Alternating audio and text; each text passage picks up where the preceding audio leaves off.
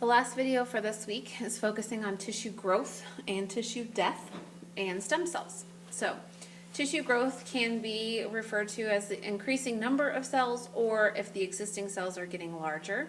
And of course, there's separate names for either of those. So, hyperplasia is when the tissue is growing by cell multiplication, meaning the number of cells is increasing. Whereas if we are talking about the cells that are there getting larger, that's called hypertrophy. This can happen muscle growth through exercise or the accumulation of body fat. New growth that is abnormal tissue has a separate name. It's called neoplasia.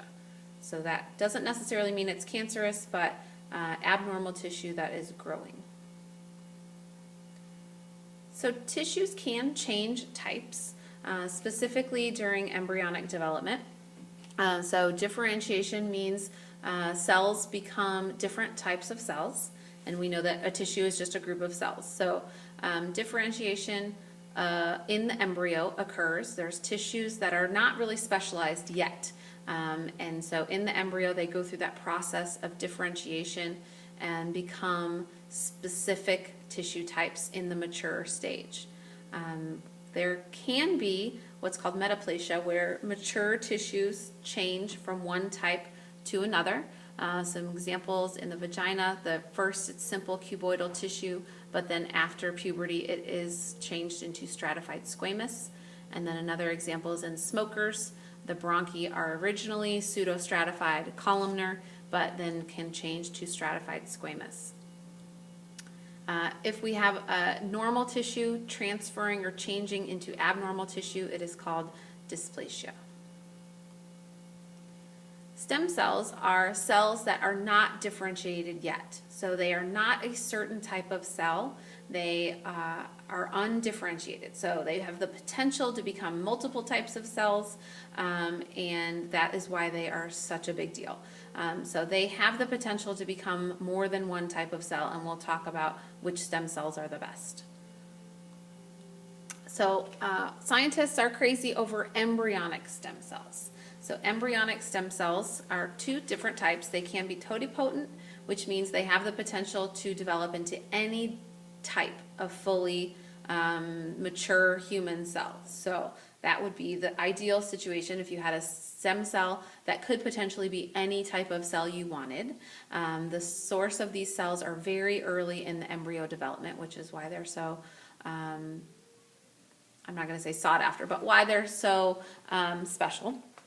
Later in the embryo, or even further in the inner cell mass of the embryo, is where you're going to find pluripotent stem cells.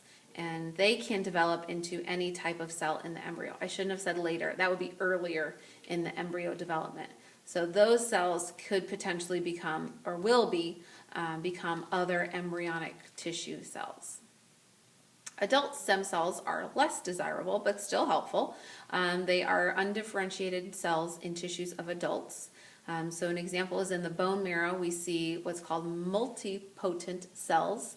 They are early cells that are going to then differentiate into different types of blood cells. You already know now that there are multiple types of blood cells, and so the early cells that are in the bone marrow can produce different types of blood cells.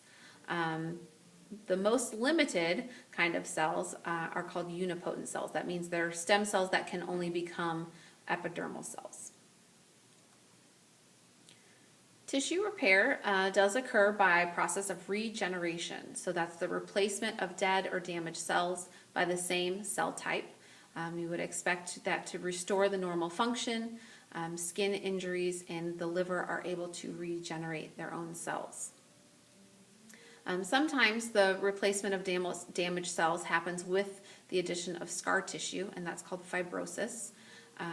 Doesn't necessarily restore to normal function. We see this in severe cuts and burns, some healing of muscle injuries, and scarring of the lungs in tuberculosis.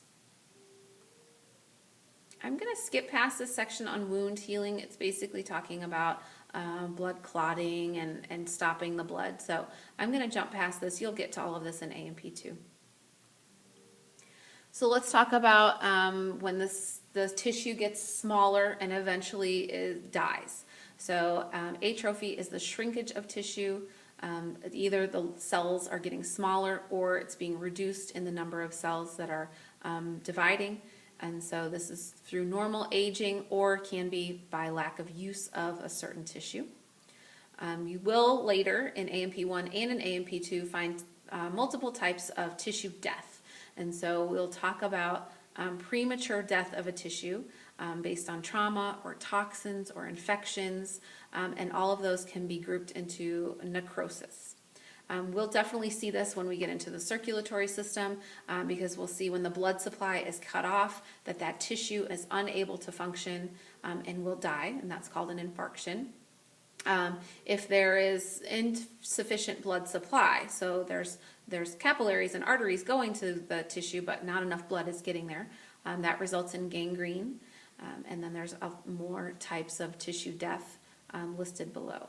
Now, don't think that all death of tissues is premature. There is kind of a programmed lifespan of a cell. And so normal cells going through their kind of course of their cell life is called apoptosis. They can, serve their function and they're done and they are going to die and basically get out of the way.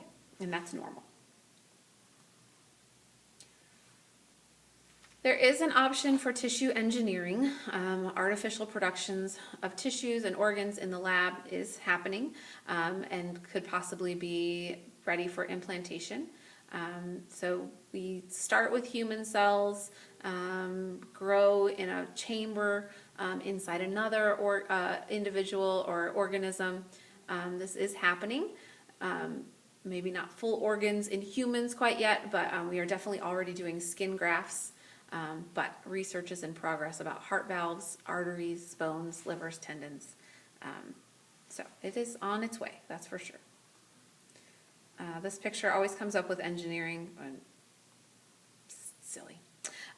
Those stem cells that we talked about are controversial, not so much by scientists, but sometimes by other people, because they do hold some possible treatment options. So if we are looking at diseases that are caused by a loss of certain types of cells, so like cardiac cells, spinal cord injuries, cells that should be secreting insulin, these stem cells have the potential to differentiate into those types of cells. And if we can use those to be put into the body and then regenerate those types of cells, that is a possible treatment option. So skin and bone marrow stem cells have already been used. That seems to be less controversial. But adult stem cells really are only potentially developing into one type of cell, and they are difficult to harvest and to culture. But I think maybe the controversy lies in where are we going to stop? Are we going to potentially use these stem cells just to be treatments for diseases? Or, what's kind of the ceiling for this? Where are we going to end the possibilities? And that is all for this week.